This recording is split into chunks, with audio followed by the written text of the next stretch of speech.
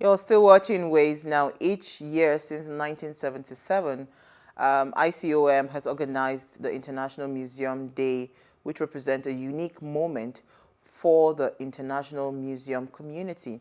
The objective of International Museum Day, that's IMD, is to raise awareness about the fact that museums are an important means of cultural exchange, enrichment of cultures, and development of mutual understanding, cooperation, and peace among people as well. Now, organized on the 18th of May each year, or around this date, the event and the activities planned to celebrate International Museum Day can last a day, a weekend, or an entire week. Now, IMD was celebrated for the first time 40 years ago.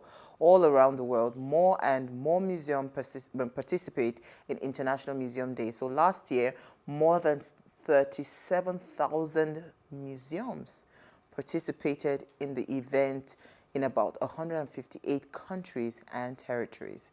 So it's International Museum Day. Do we have very, very strong museums in Nigeria where people truly just go there to go and learn history and all of that? I know we have in Lagos, we have the one at City Mall. Okay. And we also have another one. We used to have one in Benin. And I used to go there as a child. Wow. And I've also gone to the one in City Mall in Lagos State.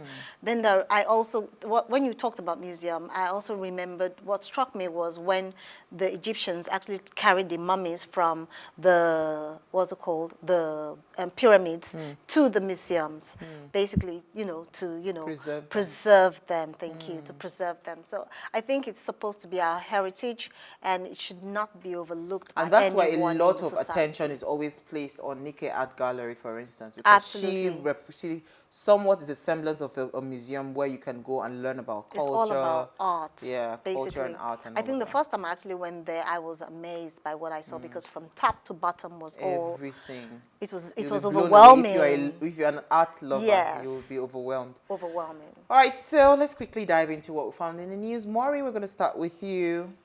Or do you have any museum that you visited in Nigeria? I think when that was when I was maybe 13-ish. I think we went to school excursion, but that was about it. But I don't really think I like museums like that. No, me, I love. But have you been to Madame Tussauds in London? Have I been to the Badon Museum? Madame Tussauds in London. Madame Tussauds in London. No. I mean, when you go there, when you go there, you will love museum.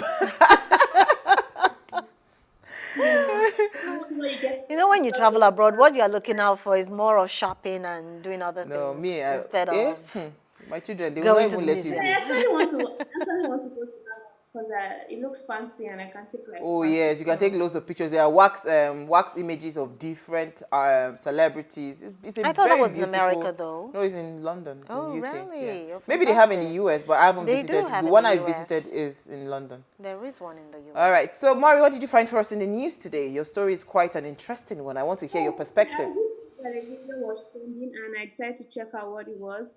Apparently, this aunt decided to pour kerosene on a little girl's head and she lit the girl's head on fire and said that the girl was a witch. And the video was all over the place. But I saw that instead of the media or the media coverage that was carrying the news to be focused on how horrible the act that the woman did was, they were talking about how Ahmed Issa, the activist, slapped the woman while he was interviewing her. Because I think I saw the video he taken. Who told you this lady is a witch? Why did you? Who told you this child is a witch? Why did you put fire on the child's head? People saying it was the work of the devil, and you do it back, but gave her like 2 slaps on her face. And there was argument around. People were saying he shouldn't have done that. People were saying that he didn't even do enough. So I really don't know how I feel about his feelings. A part of me is happy that he's her because how dare you do that? Part of me also see that maybe should have been professional. But what do you guys think? Well, honestly speaking, when I saw the video, first of all, I was taken aback how somebody would put fire on a child's head, but now, of course, like you said, I mean, the media is focused on this guy ranting. But I want to say, in all honesty, Maury, I think he was wrong as well, because two wrongs cannot make a right.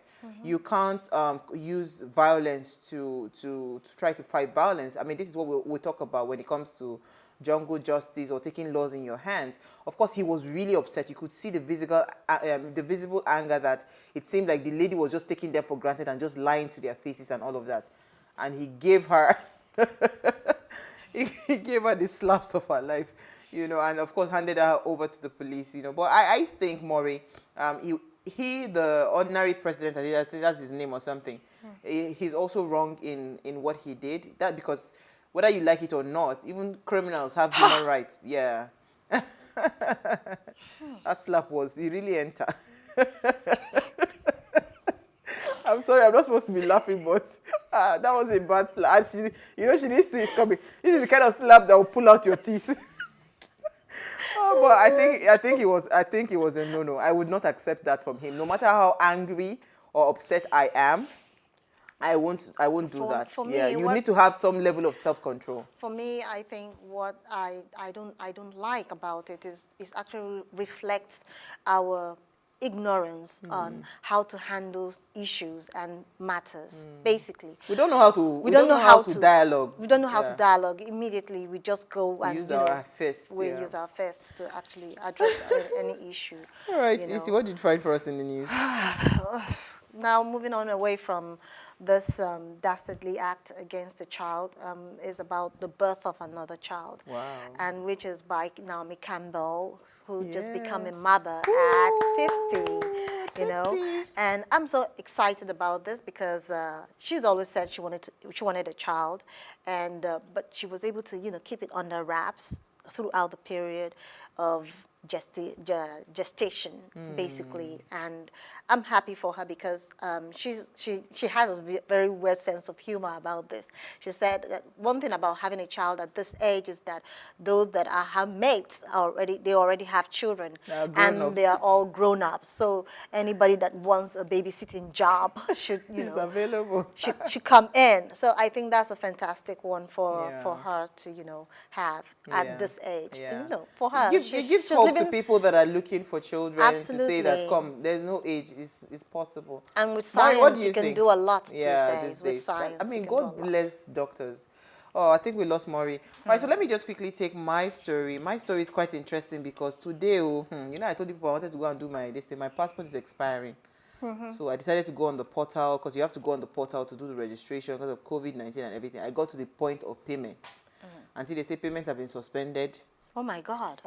Till further notice. So that's the story I picked today, that the Nigerian Immigration Services has ordered the suspension of processing of new passport application in all passport offices nationwide. This directive, of course, it took place today, 17th of May, and was disclosed in a statement signed by the Deputy Controller General, that's A.B. Yarima. The statement described the suspension as a necessary step to ease the preparation for the commencement of a new passport regime.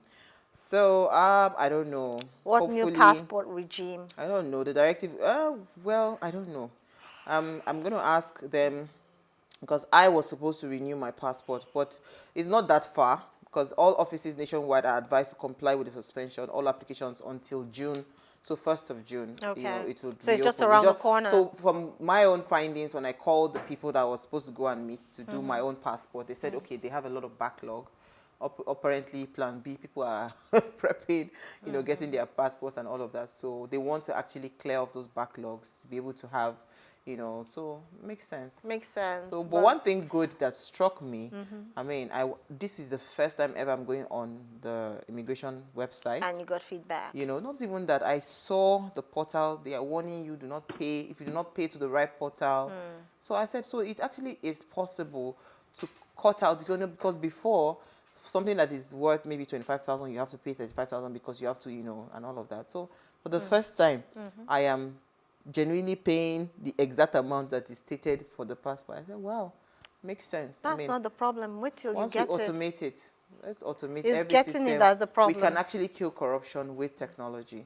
Okay. Right, so that's all we are going to be taking on What's in the News. So when we come back from the break, as we said today, we're talking about the struggles of single parents and the impact it has on the children and on the parents as well. So we want to hear from you. If you're a single parent out there, please, you are why we're talking about this. So please reach out to us when we open the phone line. So we'll see you after the break.